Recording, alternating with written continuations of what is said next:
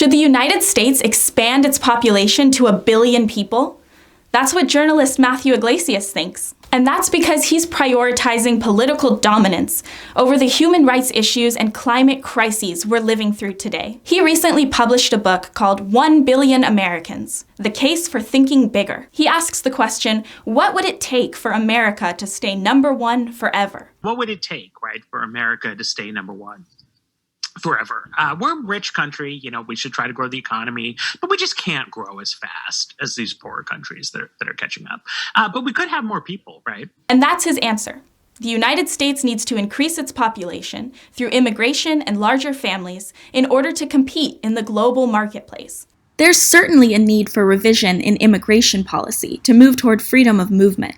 But larger and larger families are not what we need. As an advocate for smaller families and a fair start for all children, I wanted to respond to Mr. Iglesias. I can appreciate where you're coming from, thinking that a larger population means more influence and more ability to lead the world in a good direction. But are we moving in a very good direction? The United States is responsible for 15% of global carbon dioxide emissions, and we have a larger percentage of climate change deniers than almost any other country. If everyone in the world lived the way people do in the US, it would take 4 Earths to provide the resources needed.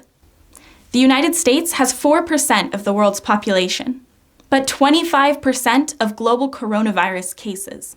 We also have 25% of the world's prison population, and African Americans are incarcerated in US prisons at more than 5 times the rate of whites. We have a broken healthcare system, rampant white supremacy, and widening income inequality. So before we triple the US population, why don't we look at some of the ways that population growth is actually triggering some of these problems? New research shows that the greatest impact an individual can have in fighting climate change is to have 1 fewer child. And smaller families that invest more in each child will level the playing field for future generations. Your book says to think bigger.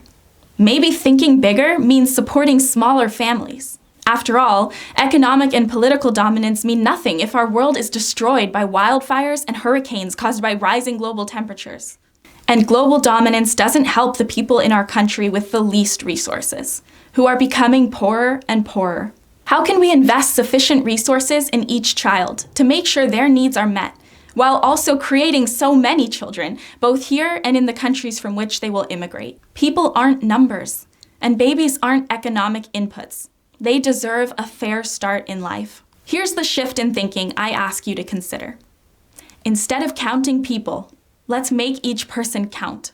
I'd love to have a conversation with you about this, because you're incredibly smart and motivated, and I think with this shift in your thinking, that you'd actually be able to address many of the issues you care about in a more effective, sustainable, and just way.